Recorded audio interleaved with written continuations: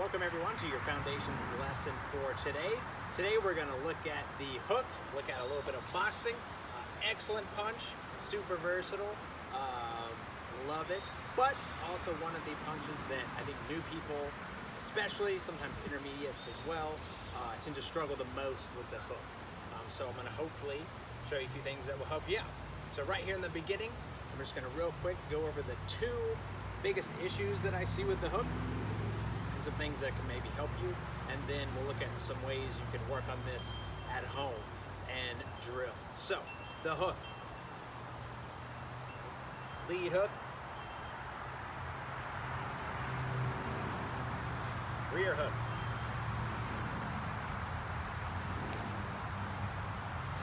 Either side, in boxing you have these straight punches, the ones that come straight out, and you have the punches that come on the hook line, punches that come from around the side, right? So we have the straight line, and we have the hook line, the ones that come around from the outside. So that's what we're looking at today, the punches that come from around, whether it's the lead hand or the rear hand, essentially the same thing.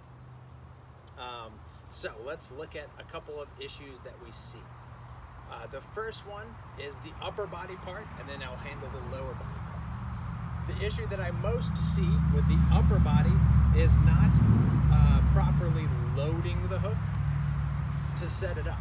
And what I mean by that is getting whatever shoulder I want to punch with behind the other shoulder. Same goes for the hip.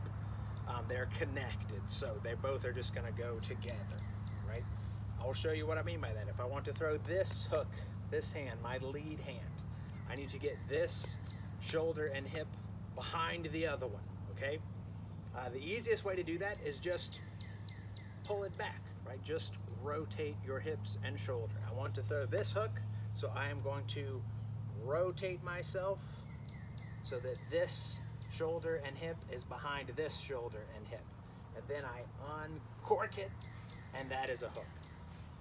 From the other side, I'm going to throw this hook. I want to get this shoulder and this hip behind the other one. So I'm just going to rotate and pull it back behind me. Rotate. Now this hip and shoulder is behind this hip and shoulder. And then I uncork it, and that is my hook. Same for this side. If I want to throw this one, same thing. I rotate to get it behind. If I'm starting neutral, I'm going to rotate. Oh, now this one's back here. This one, is a little bit, typically more natural, I think, the rear hand, like most people. It would be your dominant hand. But same thing. I'm here, pull it back.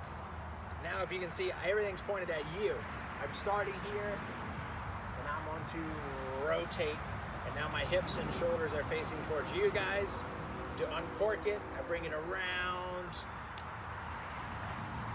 So that is the biggest thing with your upper body. If you're not doing that, you're going to struggle with the hook. There is no hook that comes from here without the rotation. This is not a real hook. I can kind of fake people out, do a little Stockton slap, but I'm not really going to throw a hook like that. So that's the upper body. With the lower body, the biggest issue is the being too stiff and too heavy on the ground and flat-footed. So anytime I want to rotate, you can watch as I do this hook.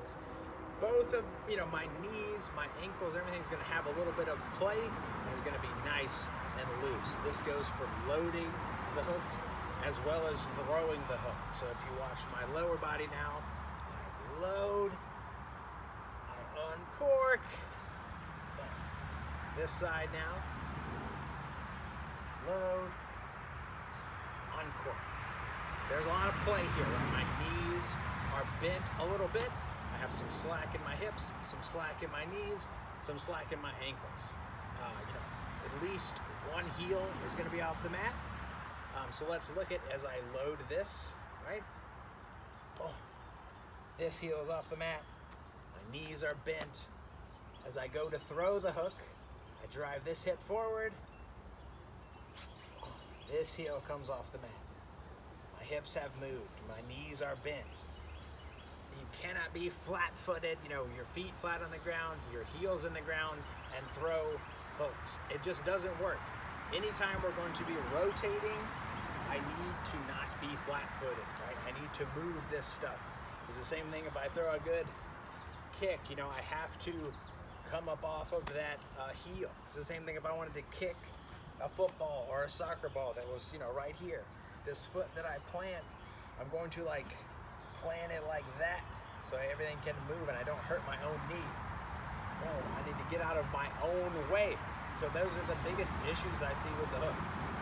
The upper body, the hips and shoulder rotation, and the lower body is people being too heavy on the heel, flat-footed, and just stiff in general. So we just need to relax a little bit.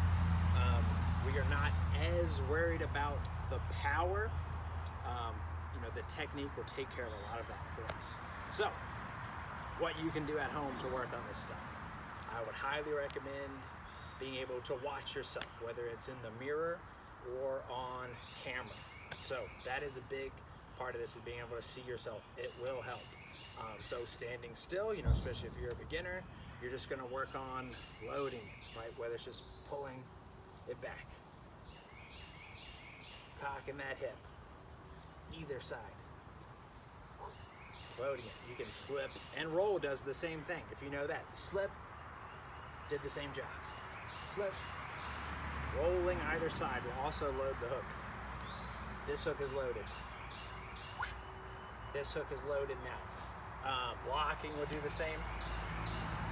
Once you got the hang of that standing still, put it in your shadow boxing or your line work. You know, you don't have to get crazy. You don't even worry. We're not even punching. We're just moving around. I'm shadow boxing. My hands are up. Every now and then, I'm just going to load that hook and then relax. Load that hook and then relax. You know, shadow boxing, slip and relax.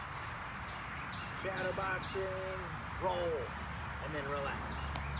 For the line work, you know, just one step at a time, going forwards and backwards. I'm just moving. Every now and then, load that hook, relax. You know, boom, couple steps, load the hook, relax. Same thing again for slipping, rolling. So just you got your line work, you have your shadow boxing to just add that in. Then of course, you can always finish that hook in the air. Real good.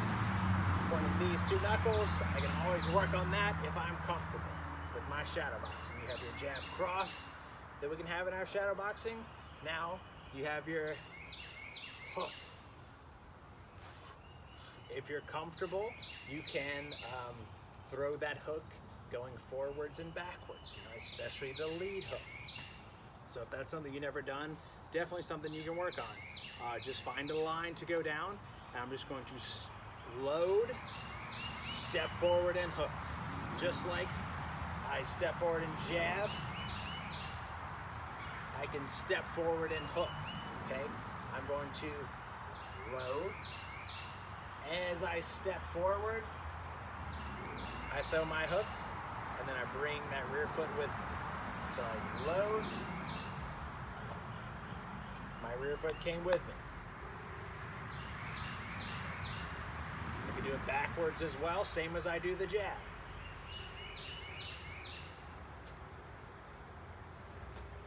I'm just taking one step, just like a jab. So now I load. As I take my step back, I throw that hook. Load, throw the hook. So you got that forwards, backwards. You can do the hook just like the jab. Now, obviously, we're going to open ourselves up a bit more, but very, very useful. And something you can totally do on your own. Certainly, if you have a heavy bag that you can hit at home, just throw thousands of hooks. You know, just work on it over and over again. Forget about the power.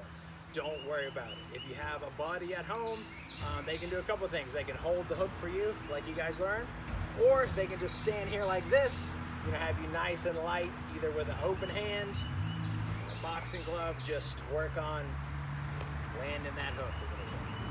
You know, maybe later we can look at defending the hook, but those are a bunch of stuff we can do at home.